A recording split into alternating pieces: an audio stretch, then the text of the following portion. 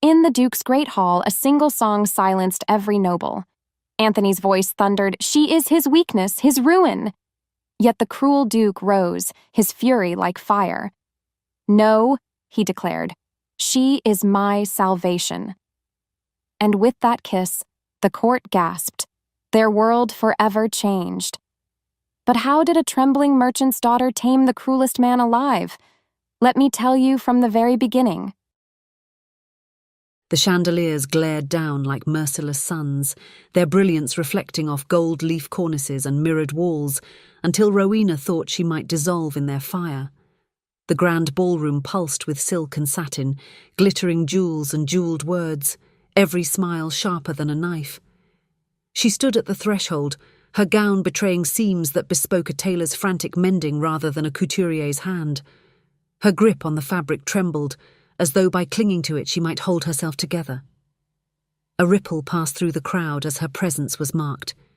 A merchant's daughter, allowed within these walls only because her father's daring trade routes had momentarily enriched the crown's coffers. She had no lineage, no title, only the faint gloss of her father's fortune to excuse her intrusion. The whispers rose, some hidden behind fans, others murmured without care. "Doesn't she look pale? Did she truly think she belonged? How amusing. She shakes like a leaf before autumn's wind." Her throat burned, shame pressing in, hot and suffocating. She prayed for invisibility, but invisibility never came. Each step across marble felt like walking into judgment itself, the room's cruel gaze her gauntlet.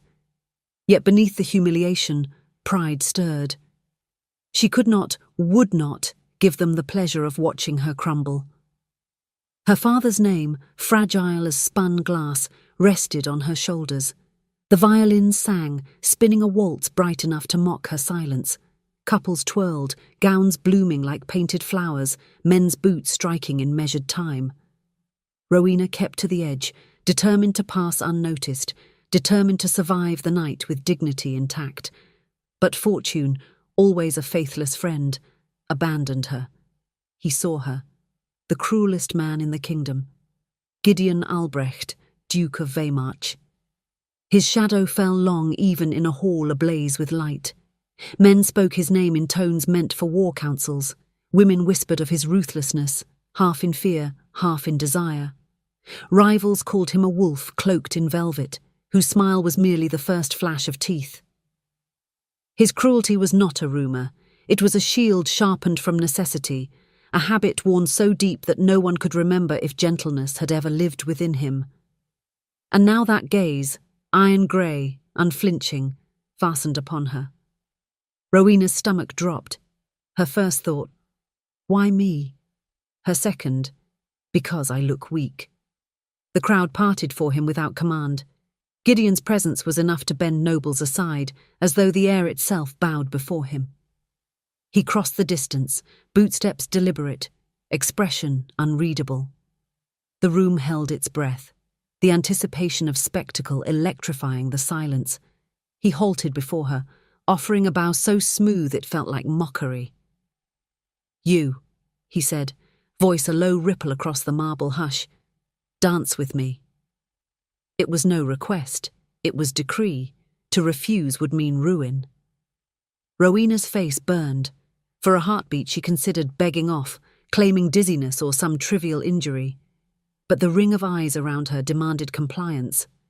With stiff fingers, she placed her hand in his. His grip tightened, firm as shackles. They walked to the center of the floor, space unfolding before them like prey fleeing a predator. The musicians swelled, eager to match the drama. Gideon's arm encircled her waist, the other guiding her hand upward, commanding every movement. The dance began. Rowena stumbled once, then steadied. He led with lethal grace, each step crisp, each turn an unspoken dare. "Falter, and I will expose you." She followed, but the humiliation pressed in harder with every pivot.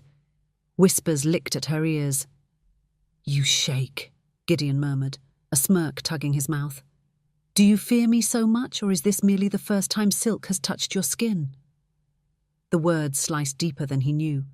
She flushed scarlet, fury colliding with shame. "Perhaps, my lord," Rowena said, her voice sharp enough to still a violin's bow mid-stroke. "It is not I who should tremble, for it takes little courage to mock those beneath you. Does true strength not lie in sparing them?" The music faltered. A stunned hush crashed through the ballroom. Rowena felt the air shift, the scandal she had birthed spreading like wildfire. Fools did not address the Duke this way, and yet she had, boldly, recklessly. Gideon's eyes narrowed, the faintest crack in his impenetrable armour. For the first time, it was not her trembling but his composure that wavered. And so the scandal began. What would you do if the most feared man in the room singled you out, mock you or defy him? Rowena's breath caught as the violins swelled once more, the silence of her bold words echoing across the grand ballroom like a challenge that could not be undone. Whispers spread like wildfire, quick and merciless, curling around her name, attaching scandal to it before she had even drawn her next breath. She had spoken foolishly, recklessly, and though it burned her pride to think it, perhaps gloriously too. For she would not be remembered as the trembling merchant's daughter cowering before the Duke. She would be remembered as the girl who dared. And yet, the weight of his gaze pressed into her like the cold edge of a blade. Gideon's eyes, grey as tempered steel, did not soften at her defiance. They sharpened. He pulled her closer into the next turn of the dance, his grip firm at her waist, his movements precise, calculated, as if the entire ballroom were an audience to his performance of control. "You mistake your place," he said low, his lips near her ear, a voice meant only for her but carried with the weight of judgment. "Restraint, you call it? No, little sparrow. Restraint is sparing a creature when it does not deserve the chance to fly." Heat rushed to her cheeks. She bit back the quiver of her lip, forcing her spine straight. If he wished to humiliate her, she would not grant him the satisfaction of her silence. "And yet," she replied, voice steady though her heart raced, "you hold me so tightly, my lord, one might think you fear what would happen if I were free." A murmur rose from the crowd, too far to hear her words, but close enough to feel the tension coil between them. Gideon's jaw tightened. His smirk curved back, but it was sharper now, less amusement, more warning. The violins quickened, the dancers around them blurred into a haze of colour. Rowena felt her pulse match the rhythm of the music, her courage burning against her reason. Foolish courage, yes, but hers all the same. She could not bear to be seen as meek, not here, not tonight. At the edge of the ballroom, Marjorie watched, her fan snapping shut with a sharp crack that betrayed her agitation. "By the stars," she muttered to the noblewoman beside her, though her eyes never left Rowena. "She is daring him." Oh, Rowena. The friend she had known since girlhood, always too bold for her own good, was now dancing with fire, and the cruelest fire of all. Nearby, another pair of eyes narrowed with interest. Lord Anthony, lean and sharp-featured, leaned lazily against a column, his goblet tilting idly in his hand. The rival of Gideon's political seat, Anthony had spent years waiting for a fracture in the Duke's armour. And here it was, clear as crystal. A slip of a girl from a merchant's house, bold enough to rattle the man feared by all. Anthony's smile curved slow, like a fox scenting blood on the wind. He said nothing, only watched. Back at the centre of the floor, Gideon bent Rowena into a turn so swift it left her breathless. His voice cut the air like steel. "Do you imagine your sharp tongue protects you? Do you think these nobles laugh with you, child?" His eyes gleamed with cruel certainty. "They laugh because you are nothing more than the entertainment I provide." Rowena's throat constricted, humiliation flooding hot to her ears. Every whisper in the hall seemed to turn into mocking laughter, every face a mirror of her shame. For a moment the flame inside her flickered, nearly extinguished. But then she thought of her father, The weary lines on his brow, the way he had pressed the invitation into her hand as though it were a key to a door he had never been allowed to open. She thought of his pride, fragile as glass, resting in her keeping. She could not falter, not here, not before them all. Her eyes lifted, meeting Gideon's once more. "Then I am a poor choice for a jest, Your Grace," she said, a trembling defiance threading her tone. "For I do not break easily." The crowd shifted, a restless stir at her daring. Marjorie pressed her fan against her lips to hide her gasp. Anthony's smile deepened into something darker, dangerous. And Gideon's grip did not loosen, though his expression sharpened into something unreadable. The music neared its crescendo. Gideon spun her one final time, the movement abrupt, meant to disorient. Rowena's skirts flared, her balance wavered, but she righted herself, jaw clenched against the tide of humiliation. The Duke's lips curved in victory, though his eyes betrayed a flicker of something else. Curiosity, unwilling fascination. As the last note rang out, he released her, bowing with perfect grace. But his words cut sharper than any blade. "Enjoy your moment, little sparrow," Gideon said, his voice pitched to carry to those nearest, who leaned in with greedy ears. "But remember, a sparrow that dares to sing too loudly in the company of hawks will not sing for long." The ballroom stilled, a hush falling like frost. Rowena's breath caught, her boldness suddenly a noose around her throat. She curtsied stiffly, her cheeks aflame, and when she rose the Duke had already turned his back, leaving her alone at the centre of the floor, exposed, humiliated, marked. The scandal was sealed. The cruel Duke had chosen her for his jest, and she had been bold enough to answer. But at what cost? At the edge of the room, Marjorie's heart ached for her friend. Anthony's eyes gleamed with calculation. And Gideon, though his back was to them all, felt the echo of her words linger. An irritation he could not shake, a defiance that had stirred something he did not yet name. Rowena stood trembling yet unbroken, the whispers swelling around her like smoke. Foolish she might have been, reckless certainly, but she would not bow. Not tonight, not ever. The ballroom still hummed with whispers long after the final notes of the waltz had faded. Rowena's defiance hung in the air like smoke, impossible to ignore, impossible to erase. Gideon stood rigid, his chest tight with an unfamiliar weight pressing against his pride. He had expected her to break, to tremble, to bow her head, to confirm what the nobles already believed, that she was beneath them. Instead, she had sharpened her tongue against him and bled her boldness across the polished marble floor for all to see. He should have dismissed her. That was the wiser path. A merchant's daughter, foolish and reckless, was beneath his notice. He could have walked away and let the scandal fade into the night. But when he caught the flicker of smug amusement in Lord Anthony's eyes at the edge of the hall, Gideon felt his resolve harden. To ignore her defiance now would be to admit weakness, and weakness was something he could not afford. Not here. Not ever. He turned sharply, his voice cutting across the crowd like a blade. "Seize her!" Gasps erupted as guards moved forward. Rowena stiffened, her heart leaping into her throat. For a fleeting instant, she thought he must be jesting, but the steel in his gaze told her otherwise. "Your Grace!" Marjorie's cry broke from the crowd, but one warning glance from Gideon silenced her. Rowena's spine stiffened as two guards took her by the arms. She wanted to fight, to claw free, but pride forbade her from showing fear. Instead, she lifted her chin high, though her heart thundered wildly. "Do not mistake me for your plaything, my lord," she hissed, her voice low enough that only Gideon caught it. His lips curved into a cold smile.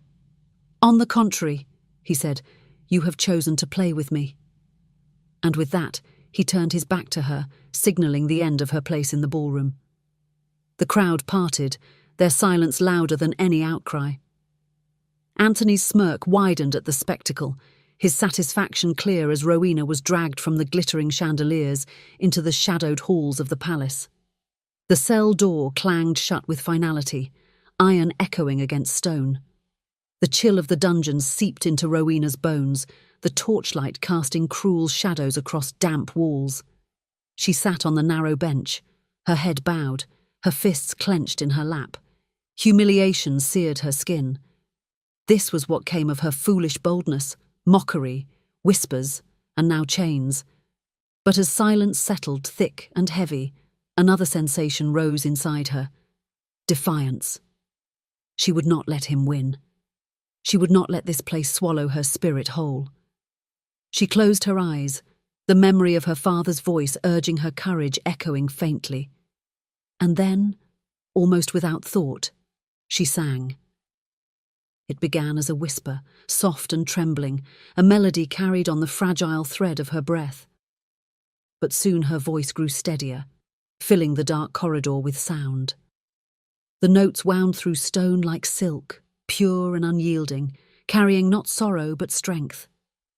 This was who she was, Rowena, daughter of a merchant, girl of no title, but a voice that belonged to her and her alone. Her song lifted higher, resonant and haunting, spilling into the silence where despair had lived. She sang not for them, but for herself, for the fire that pride demanded she keep alive. Above, Gideon paced the length of his study, the echo of her words still cutting at his pride. True power lies in restraint. Foolish girl, reckless child, he should not have cared. And yet... The sound reached him faintly, carried on the draught of the old stones. He froze. A voice, pure and unbroken, drifting upward from the dungeons. He stepped closer to the open archway of the hall, straining to hear. The cruel mask he wore, the shield he carried, all seemed to falter beneath the gentle persistence of her song. He closed his eyes, unbidden, and for the first time in years, the relentless storm inside him quieted. Peace. It was fleeting, delicate as glass, but it was there, and it enraged him. He should have silenced her, should have ordered her voice stilled at once. But he did not. He stood in the dark, listening, teeth clenched, and did nothing. At first, the guards barked at her to stop. Their voices were rough, impatient. "Enough," one snapped. "You'll disturb his grace." Another threatened punishment if she continued. Hours later, when her voice finally fell silent, Gideon noticed. The quiet pressed against him like a void. He paced his chambers, unsettled. For the first time since she had been taken below, the air seemed heavier, emptier without her voice. "Why is she silent?" he demanded of the guard at his door. The man stammered, bowing low. "Your Grace, we told her to stop." A sharp crack rang out as Gideon's fist struck the desk. "Fools! Do you silence what I have not ordered silenced?" His voice thundered through the chamber. "Go to her. Tell her she is free to sing, always." The guard fled at once, scrambling down the stone stairway. When he reached the dungeon, Rowena looked up with narrowed eyes as he relayed the command. Her lips twitched with a smile she barely bothered to hide. Free to sing? Even in chains, her defiance had forced the mighty Duke to bend. For 3 nights Gideon listened. He told himself he would not go below, because he would not grant her the dignity of his presence, but he stayed near, close enough to hear the rise and fall of her voice. Her song slipped into his mind like water into cracks, softening edges long turned to stone. Finally, he broke. "Bring her to me," he ordered on the 4th evening. The guards obeyed. Shackles clinked as Rowena was led up the winding staircase, torchlight dancing across her defiant face. She did not bow when she entered his study, though her gown was rumpled and her hair tangled from days in the cell. She lifted her chin, her eyes alight with the same reckless spark that had burned in the ballroom. Gideon leaned back in his chair, studying her. His heart betrayed him with a faint, unwelcome quickening. "Sing," he commanded. Her brow arched, foolish boldness rising instantly. "For you? Never." The words struck him harder than he expected. No one denied him. Not the council, not the crown, not the nobles who bent under his cruelty.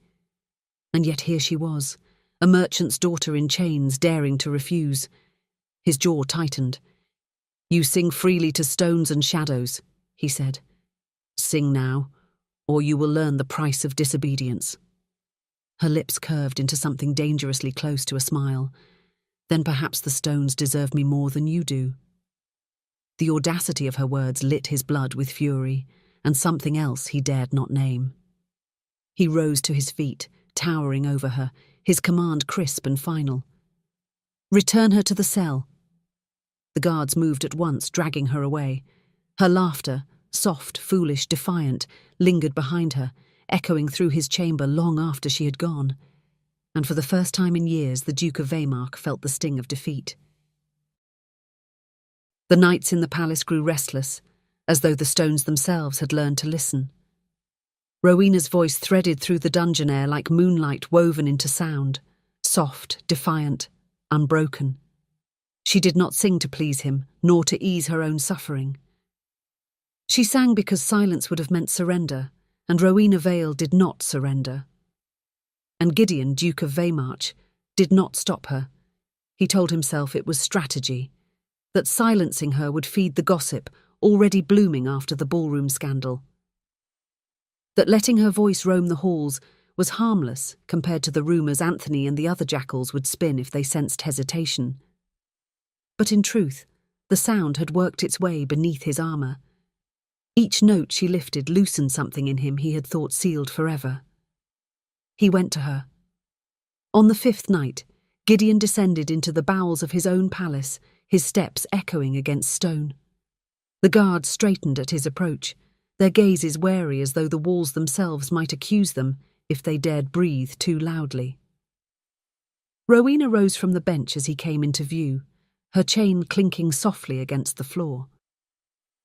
Her eyes blazed with that same reckless defiance he remembered from the ballroom. She should have looked broken by now. Instead, she looked carved from steel. "You came yourself," she said, her tone light, mocking. "Have the shadows grown jealous of my song?" His mouth twitched, not quite a smile. "The shadows do not sing to provoke me." "Nor do I sing for you," she retorted. He stepped closer, the torchlight sharpening the lines of his face, his gaze cutting into her. "Then why do you sing at all?" Rowena tilted her chin, foolish and bold. "Because it is mine, my voice, my will. You can chain my body, but you will not chain that." Her words struck deeper than she knew. Gideon leaned against the bars, studying her like one might study a blade, testing for weakness, for temper, for the place it might break. "And if your song cost your family their place in this city?" he asked softly. For the first time, her lips pressed into silence. Her father, her younger siblings. Their livelihoods had risen with her father's trade, and already the nobles sneered at his success. One word from the Duke could ruin them. Her fists clenched, her pride and fear warring inside her chest. At last she whispered, "You wouldn't." He arched a brow. "Wouldn't I?" The tremor of doubt shook her, but only for a breath. Then she straightened, fire returning to her eyes. "Then I will bargain. Release me to my father. Let him see that I am alive. He waits in worry, and he cannot come near your gates. If you promise me that, I will give you my song when you command it." The audacity of her, still negotiating in chains, made him laugh. A low, sharp sound that startled even him. "You would make terms with me? You, a merchant's daughter, speaking to a duke as though we sit at the same table?" "Better than kneeling," she shot back. Their eyes locked, heat and fire clashing across the iron bars. For the briefest moment, Gideon saw not a prisoner but a woman who refused to bow even when the world pressed her down. And damn him! But the sight unsettled him. Outside the cell, the palace was restless. Lord Anthony had wasted no time sowing whispers in the ballroom after her arrest. Now, other nobles carried the stories like embers fanned into flame. The Duke humiliated the merchant's daughter. The Duke showed his cruelty before all. They speculated, but they knew nothing of what passed in his dungeons. Only silence and rumour reached their ears. Weakness, that was the word murmured behind raised goblets, passed between smirks. Gideon knew it. He heard it in council meetings when rivals looked at him too long, when courtiers bowed with too much courtesy.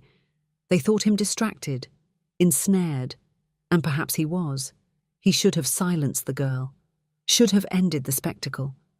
But when he returned to his study and the silence stretched like a blade against his throat, he realized he would rather hear her voice than endure the emptiness. The 6th night came.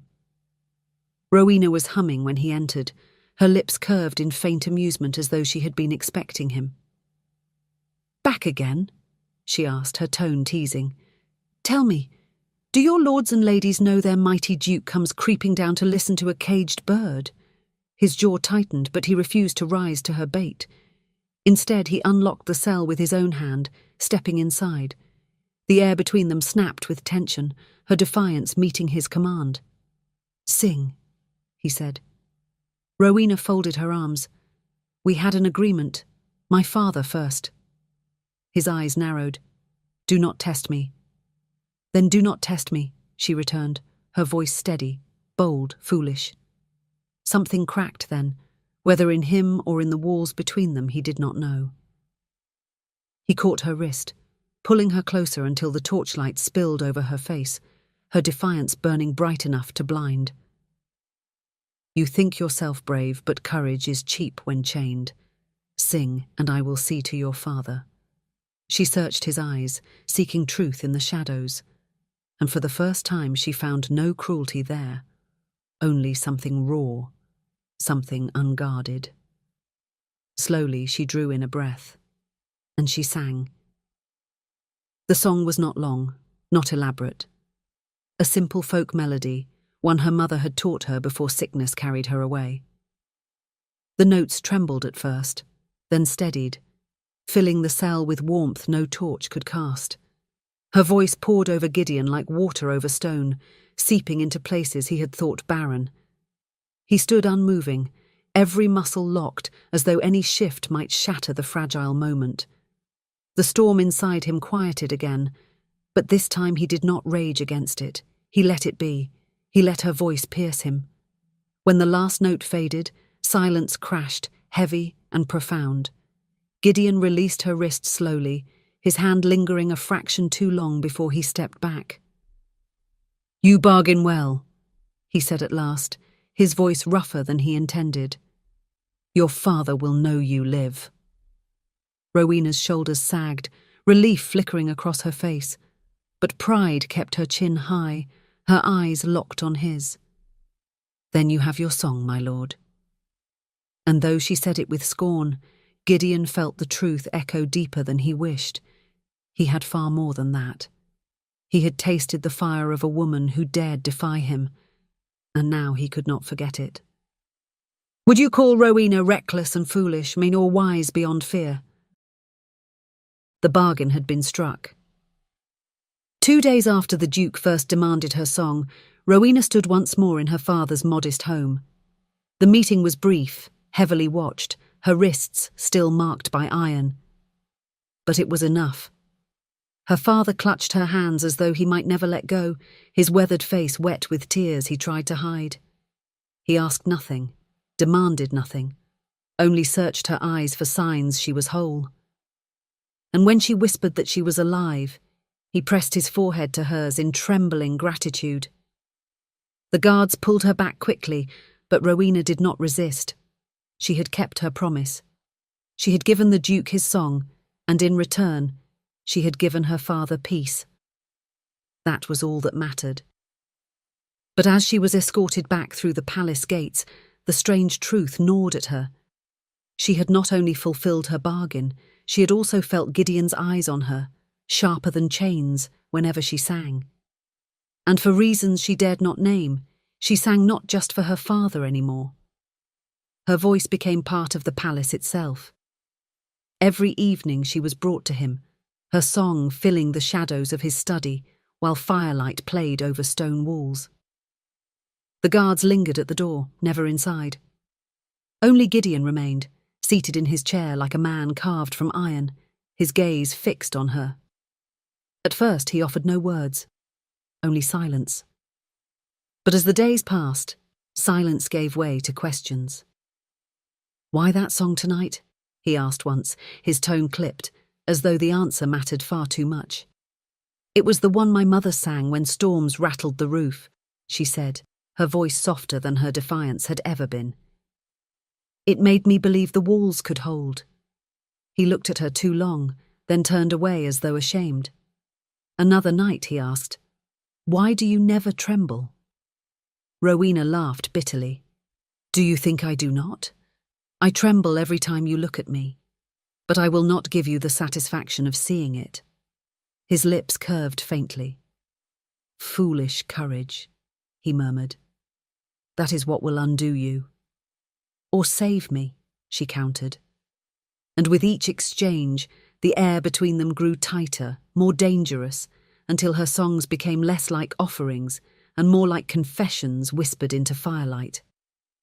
On the 7th evening, when her song ended, Gideon spoke again, this time not as a duke, but as a man. "You asked me once why I wear cruelty like a crown," he said. His voice was low, strained, as though he regretted the words even as he released them. "I will tell you. Not because you deserve it, but because I am tired of being seen as a monster without reason." Rowena stilled. He rose, pacing to the window where the night pressed black against the glass. His shoulders were taut, his fists clenched.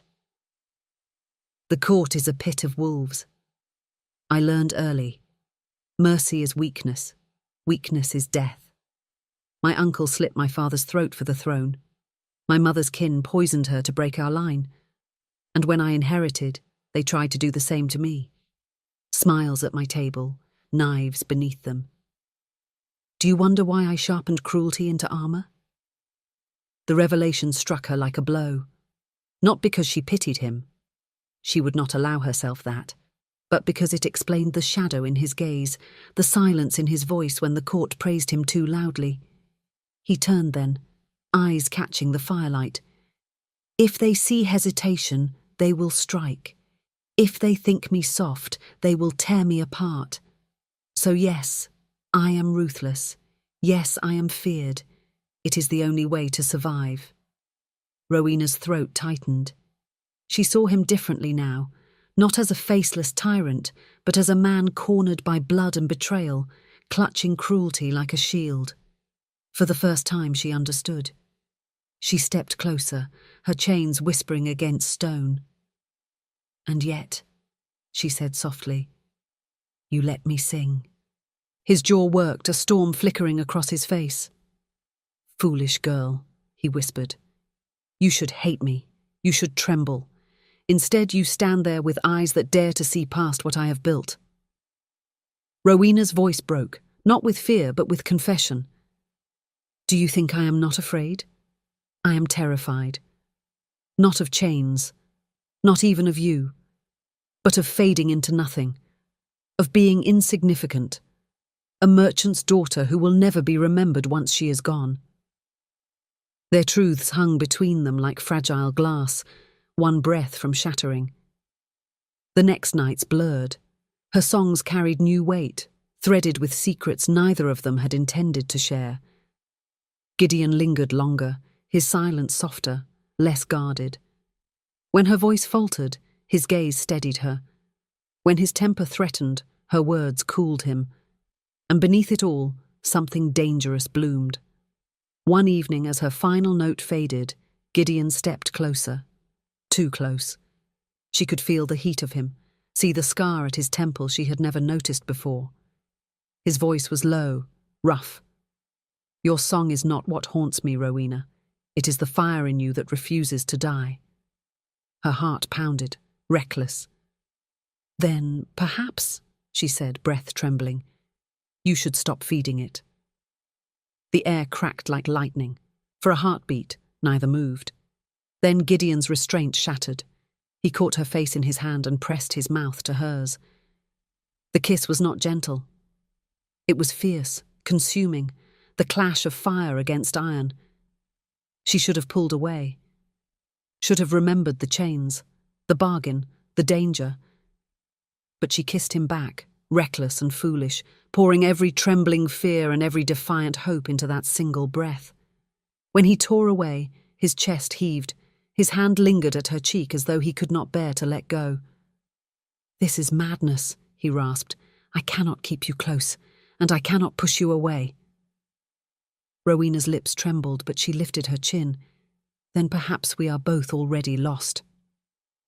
Neither of them saw the movement at the far corner of the corridor.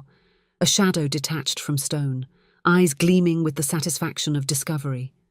One of Antony's loyal men had found what he sought, the Duke of Weimar, ensnared by the very woman he had dragged in chains.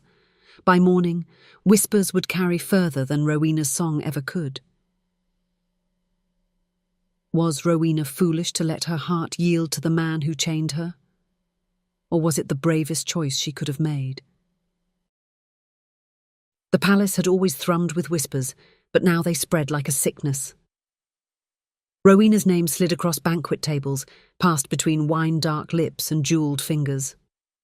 At first it was only mockery, the merchant's daughter in chains, the girl who had dared stand against the Duke. But then the whispers sharpened, their edges aimed not at her but at him. The Duke listens to her sing every night.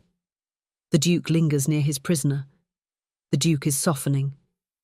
Weakness. It was the one word Gideon had spent his life erasing, and yet it now clung to him like smoke.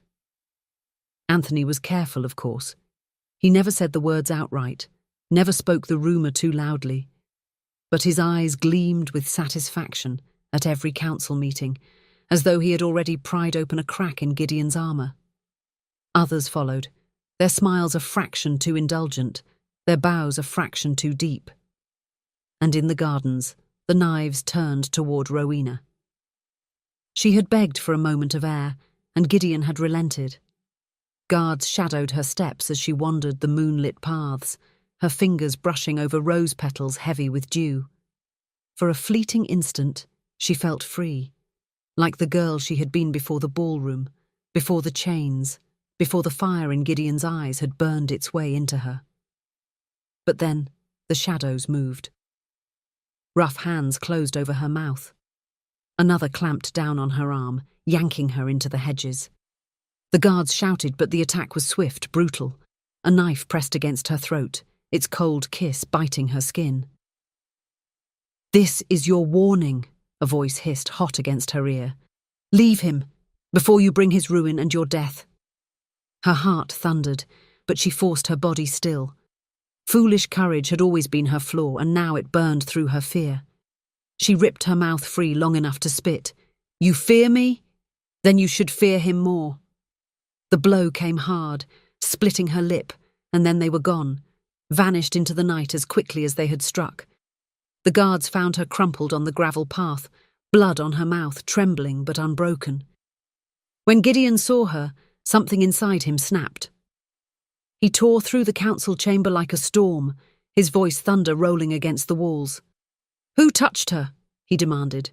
"Who dares strike what is mine?" The lords shifted uneasily, eyes darting, but no one spoke. Anthony's lips curved faintly, satisfaction hidden behind the mask of civility.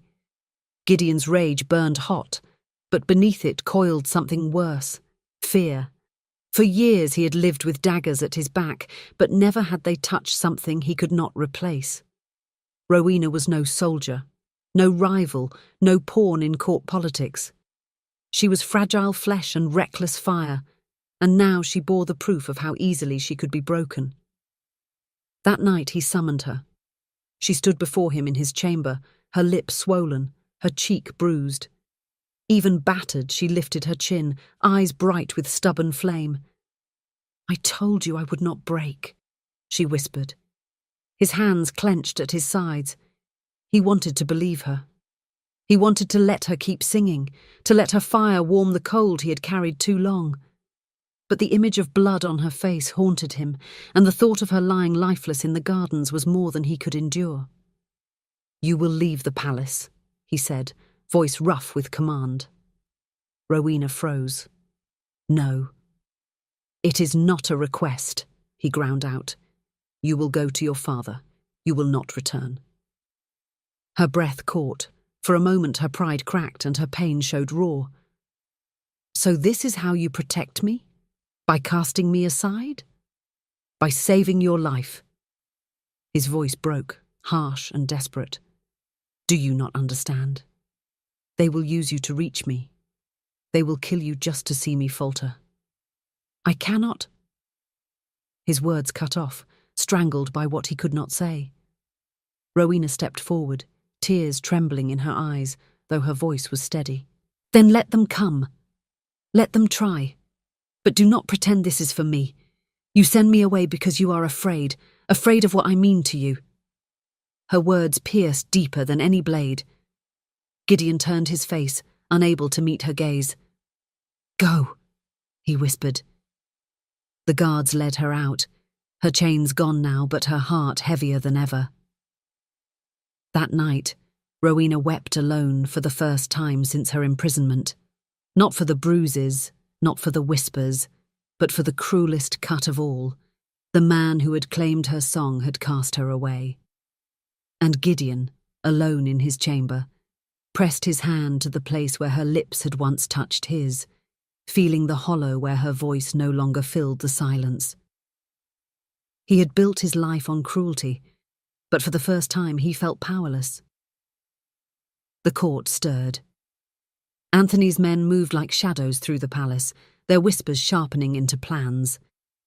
The Duke is distracted. The girl is gone. Now is the time. But Anthony himself smiled coldly. "Not yet," he murmured to his loyalists. "She is the key. She will not remain gone for long, and when she returns, we will use her to drag him into the open." The trap was set. The bait was already chosen. And both Rowena and Gideon stood on the edge of despair, unaware that the darkest night had not yet ended. Do you think Gideon was right to send Rowena away for her safety? Or was it the most foolish mistake he could have made? The city walls hummed with unease. Rumours prowled like wolves through taverns and market stalls, of a duke distracted, of enemies sharpening their knives, of a merchant's daughter who had somehow cracked the armour of the most ruthless man in the realm.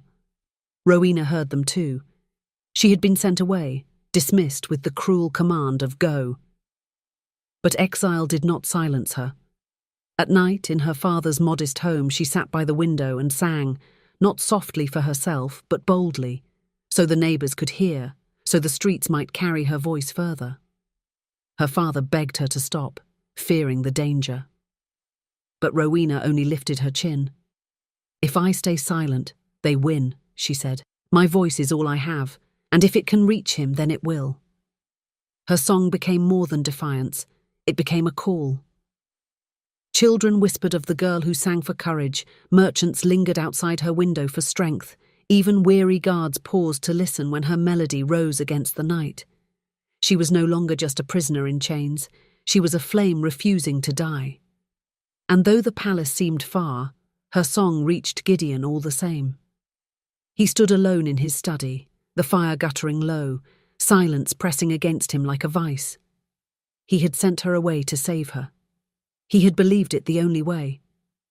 But now, with her absence echoing in every corner of the room, he understood the truth. The cruelty he had once worn as armour had become a cage, and without her voice, the cage was closing. On the wind, faint but clear, he heard it, her song. It threaded across the city like a beacon, fragile yet unyielding, and Gideon's knees nearly buckled beneath the weight of it. He pressed his hand to the window, his heart thundering. Foolish girl, he thought. Brave girl. She had defied him, defied them all, by refusing to be silenced. And in that moment, he knew. He could not let her stand alone. The night they reunited was not in his palace, but on the edge of the city walls, where shadows prowled and enemies lurked. Rowena had come to sing for the gathering crowd, her voice ringing against the stones like a bell. Anthony's spies hovered in the throng, watching, waiting for their chance. Gideon arrived on horseback, his cloak a dark flame in the torchlight. The crowd parted, whispers racing like fire through dry grass. He dismounted with the command of a man who still owned the ground beneath his boots, yet his gaze was fixed only on her. Rowena's voice faltered, her song breaking as her eyes widened. "You!" He stepped forward, the firelight gilding the hard lines of his face. "I was a fool," he said, loud enough for all to hear.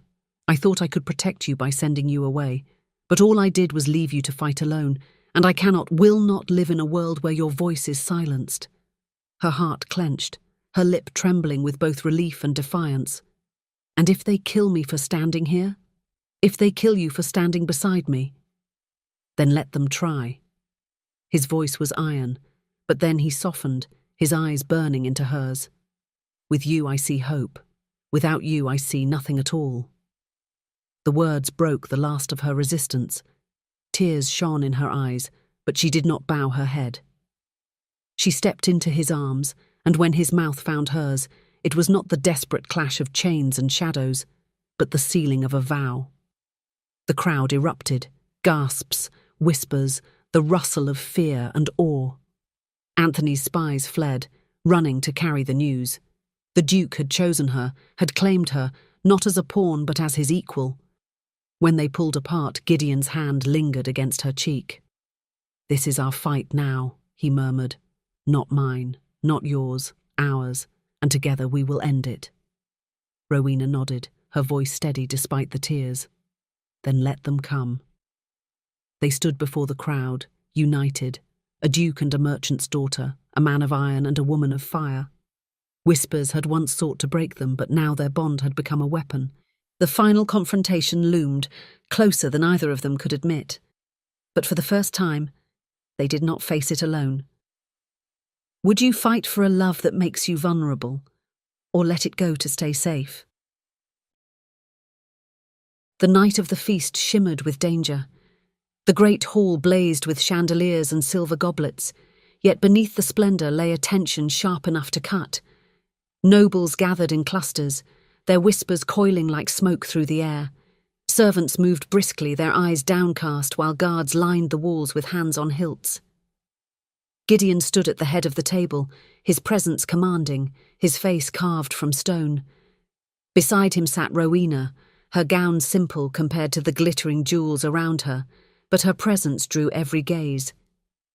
It had been her idea to stand openly at his side. She had argued it was the only way to face the whispers, by stepping into them, not hiding from them. Gideon had resisted, but at last he relented. Now, as he watched her straighten her shoulders against the storm, he felt both pride and fear. Then Anthony rose. "My lords! My ladies!"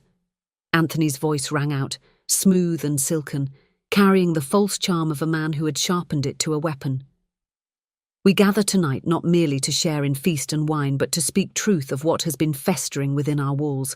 Our Duke, once feared, once respected, has been undone, not by blade, not by battle, but by a woman."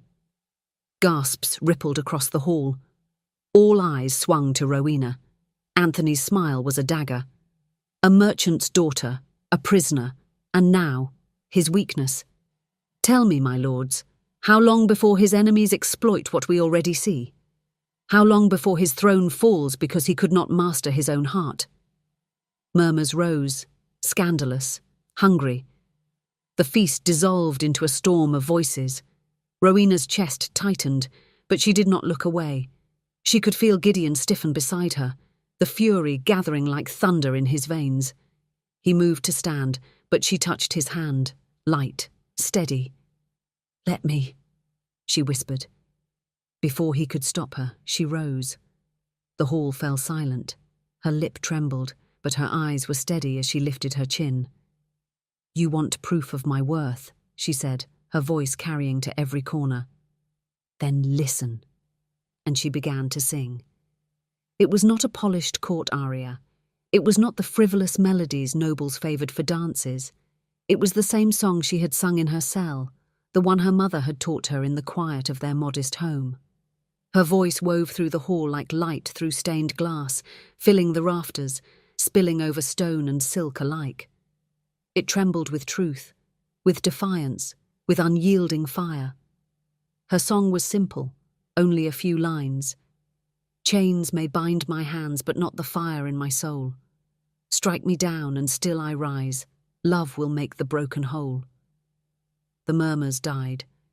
Heads bowed. Even the cruelest of his rivals stilled as the sound washed over them. By the time the final note faded, silence hung heavy, awed, reverent, unbreakable. Rowena's voice did what no argument, no threat, no blade could have done. It silenced doubt. Anthony's face twisted with fury. He had planned to corner Gideon with whispers, but now the nobles' hearts had tilted toward her. Her song had undone him, unmasking his plots. If he let the moment stand, Gideon would rise untouchable, and Anthony's chance to unseat him would be lost forever. "Do not be deceived by pretty tricks," he spat, his voice shrill with desperation. "This is sorcery of the heart, nothing more. She has blinded him, blinded all of you. Will you let a girl's song be the ruin of Weymouth?" Gideon rose then, his chair scraping against the stone floor. His gaze was fire, his voice thunder. "No. You are the ruin, Anthony. You who creep like a rat in shadows, who wield whispers like knives. You call my heart a weakness. You are wrong. It is my strength." The hall trembled with the force of his declaration. Anthony snarled, signalling his men. Swords flashed as loyalists leapt from their seats, blades drawn, ready to strike. Chaos erupted. Screams, clattering steel, overturned goblets. But Gideon was already moving, his own blade unsheathed in a single fluid motion. "Protect her!" he roared, and his guards surged forward. The clash was brutal. Steel rang against steel, torches spilled, flames licking the edges of banners. Gideon fought like a storm-given flesh, every blow precise, every strike fueled by years of fury. Anthony lunged, his own blade desperate and wild. "You cannot save her!" Anthony bellowed. "You cannot save yourself!" Their swords collided, sparks flying. Gideon pressed forward, eyes blazing. "I do not need saving, I have her." With a final, brutal strike, he disarmed Anthony, sending his blade skittering across the floor. Anthony staggered back, gasping, eyes wide with disbelief. "This ends now," Gideon growled. Guards seized Anthony, dragging him down as the hall erupted, not with whispers, but with cheers. The rebellion was crushed, the coup undone. The nobles bowed, not to Anthony's fear, but to Gideon's truth. They had seen strength not in cruelty, but in the fire of a duke who fought beside his people, and in the courage of the woman who sang for them all. Gideon turned, chest heaving, and found Rowena where she stood, her gown spattered with drops of spilled wine, her hands trembling but her chin lifted high. Their eyes met, and the chaos of the hall faded, until there was only her. He crossed the distance between them, and before the eyes of his court, took her hand. "No more hiding," he said, his voice carrying through the chamber. "No more chains. This woman is not my downfall. She is my salvation, my strength." Then, with the fire of triumph still burning in his veins, he pulled her into his arms and kissed her. The hall erupted again, not with scandal this time, but with thunderous applause, with relief, with awe. The Duke of Weimar had not fallen. He had risen, stronger, fiercer, and no longer alone. The seasons turned, carrying the city of Weimar into a gentler rhythm. Winter's bite softened into the tender breath of spring, and the castle that had once felt like a fortress of shadows now breathed with new life. Gardens, once neglected, flourished again under Rowena's care. Music drifted through the halls more often than silence, and where nobles had once bowed in fear, they now bowed with cautious respect, some even with admiration. It had been months since the night of the feast, months since Anthony's failed coup. He languished in a dungeon cell far from the palace, his name reduced to a whisper, a warning of what greed could bring. Gideon had not ruled with cruelty since that night. Instead, he had begun the arduous work of reform. The council of nobles who had once thrived on manipulation found themselves confronted by a duke who demanded honesty. Their schemes faltered in the light of his steady gaze, and the woman who often stood quietly at his side. Rowena was no longer the trembling girl who had once entered the ballroom with fear etched into her bones. The woman who walked the palace corridors now carried her head high, her voice unshaken, her presence steady. Servants smiled when they passed her, guards straightened with pride, and even those who once doubted her whispered, "She is the Duke's strength." The day of their wedding dawned bright, as though the heavens themselves had chosen to bless it.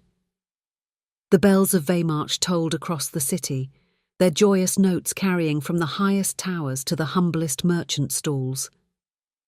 Streets once lined with suspicion now brimmed with flowers and ribbons, the people celebrating with unrestrained delight.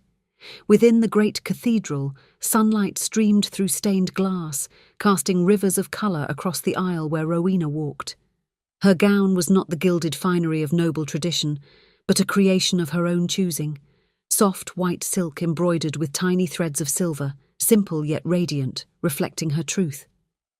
She moved with quiet grace, each step echoing not of fear, but of destiny fulfilled. Gideon waited at the altar. The cruel Duke, once a man whose presence silenced rooms through dread alone, stood now with something new in his bearing. His black cloak was gone, replaced with garments of deep blue and silver, the colours of his house. His face, usually stern, softened when his gaze fell upon her. For the first time, he looked not like a weapon sharpened by survival, but like a man who had finally allowed himself to hope. When she reached him, he offered his hand. She placed hers within it, steady and sure. The vows they spoke were not the scripted recitations of tradition. Gideon refused to allow the priests to dictate his words, and Rowena had insisted on the same. Their vows were their own, forged from trials, from nights of fear and days of defiance. "I once thought cruelty was my shield," Gideon said, his voice carrying through the cathedral, low but powerful. "That if I was ruthless, no blade could reach me, no whisper could undo me. But then you defied me, and you showed me I was wrong. Cruelty was never strength, it was a cage. You freed me from it, Rowena, and I swear before all here and all beyond that I will never return to it. You are not my weakness. You are my heart, my strength, my truth." Rowena's eyes shimmered with tears, but her voice did not waver. "I came here trembling once, a girl who thought she had no place among nobility. You mocked me, you tested me, you tried to cast me aside. But Gideon, I saw what no one else dared see. The man beneath the mask. You feared love would make you weak, but love has made you more than you ever were. Today I vow to walk beside you not as your prisoner, but as your partner. Not as the trembling girl, but as the woman who will never stop singing for you." The silence that followed was thick with awe. Then the priest spoke the final blessing, and when Gideon bent to kiss her, it was not with the hunger of a duke claiming possession, but with the tenderness of a man surrendering wholly to love. The city erupted into celebration. Trumpets blared, children danced in the streets, merchants poured wine freely, and nobles who once whispered now toasted. Within the palace, the great hall glittered with light, the feast stretching long into the night. But it was not the opulence that marked the occasion. It was the joy. Servants laughed as freely as nobles, guards clinked goblets with merchants, and songs filled the air. Gideon and Rowena did not linger long in the hall. When the moment allowed, they slipped away to the palace gardens, where lanterns glowed softly among blossoming roses. There, beneath the starlit sky, Gideon drew her into his arms. "You tamed me," he said quietly, his lips brushing her hair. Rowena smiled against his chest. "No, you were never meant to be tamed, only to be seen." He held her tighter, the words sinking into his soul. For so long, he had been a man feared for his cruelty. Now, standing with her, he was something else, something greater. In the months that followed, their marriage became legend. Gideon ruled not with iron cruelty, but with the steadiness of a man unafraid to show his heart. Nobles still tested him, but found themselves confounded, because behind every decree, behind every decision, stood Rowena's quiet strength. She sang still, her voice drifting through the palace, and her song became the anthem of a new era in Weimar. Together, they reformed the court. Corruption was rooted out, alliances reforged, and peace settled like morning light across the land. Gideon was still formidable, still strong, but now his strength was no longer built on fear. It was built on love. And Rowena, once a trembling merchant's daughter, now stood as Duchess of Weimar. No longer a prisoner, no longer an outsider. She was his partner, his equal, his legend. The people whispered not of the cruel duke, but of the love story that had changed him. They whispered of the girl who had defied chains, who had stood tall in the face of scorn, who had turned cruelty into compassion. They whispered of Rowena, the woman who had tamed the cruel duke's heart. As they walked together on the palace balcony one evening, looking out over the city lights, Rowena leaned against him. "Do you think they will ever forget who you were?" she asked softly. Gideon kissed her temple. "Perhaps not, but let them remember. Let them see that even the cruelest heart can change." She smiled, her hand finding his. "Then let us give them more to remember. Not your cruelty, but our love." And with the stars above and the city below, they stood together, no longer burdened by chains, but embraced by hope. Do you believe love can truly change even the cruelest heart?